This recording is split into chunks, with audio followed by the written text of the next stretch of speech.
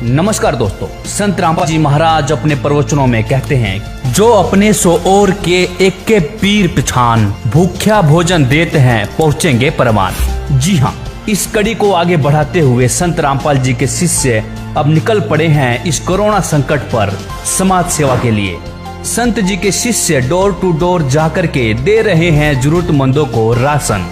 देखिए हमारी इस खास रिपोर्ट में।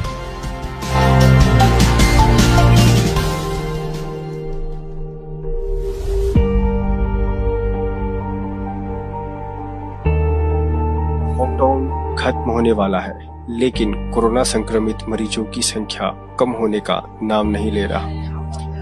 आज से कुछ महीने पहले ये किसी को भी नहीं पता था कि आने वाले कुछ महीनों में देश, दुनिया और लोगों के जीवन शैली की तस्वीर इतनी बदल जाएगी कि लोगों के जीवन पर सवाल खड़ा हो जाएगा।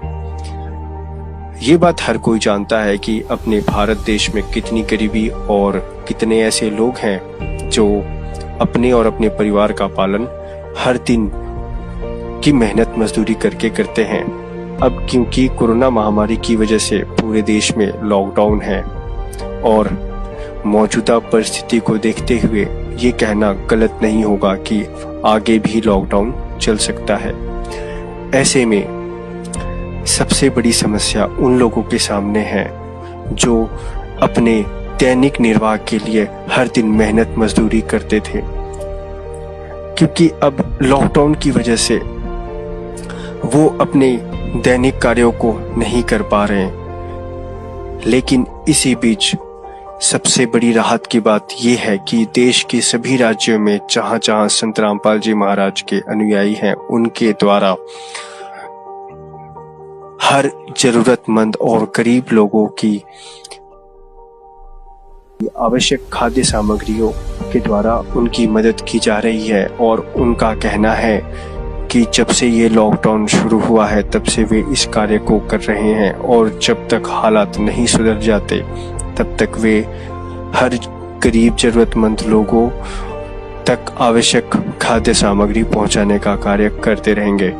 देखिए हमारी ये रिपोर्ट, किस तरीके से ये अनुयायी अपने आसपास के जरूरतमंद लोगों को राहत सामग्री मुहैया करा रहे हैं।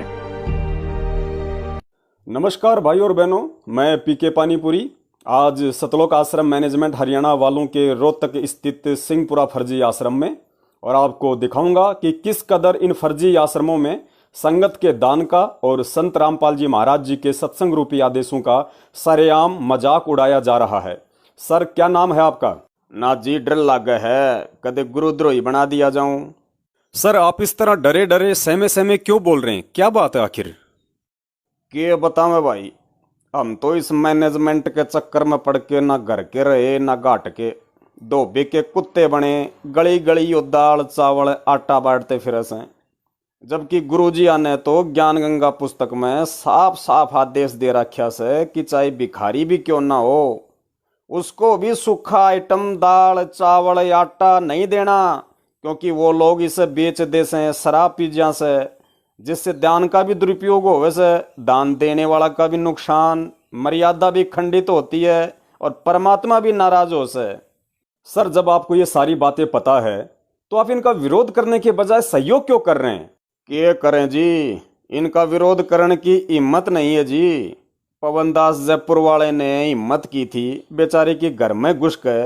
हमारे गुरुजियां के छोटे भाई महेंद्र भगोड़े के सार नाम गुंडे, दिल्ली वाले देश राजमान जो कि वर्ल्ड कोऑर्डिनेटर बना के जबरदस्ती संगत के सिर पर बैठा रखा है प्रेत की तरह। कुरुक्षेत्र वाला रमेश चंद्र, बसंत सैनी का भाई रूपदास, इन सब ने मिलकर बेचारे की देही तोड़ दी। उसके बाद जी हमने तो कत्ती डर लाग रहा से, और मेरे साथ साथ ये सारे मूर्खानंद जो पैकिंग करने लाग रहे हैं, सब ने मिलकर इन गद्दारों की गुलामी करना ही स्वीकार कर लिया जी।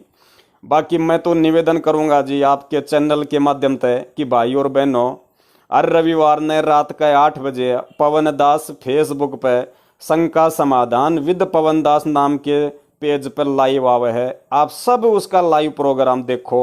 ठीक है सर, धन्यवाद। किसी को भूखा ना सोने देने का संकल्प लेकर अपने स्तर पर उनकी पूरी मदद कर रहे हैं। क्योंकि इनके गुरुजी कहते हैं, कहे कबीर पुकार के दो बात लख ले, एक साहेब की बंदगी व भूखों को कुछ दे। इससे एक बात तो स्पष्ट है कि आज ऐसे समय में संत रामपाल जी महाराज के अनुयायियों ने जो कदम उठाया है वो बहुत ही सराहनीय है और इससे समाज को सीख लेनी चाहिए।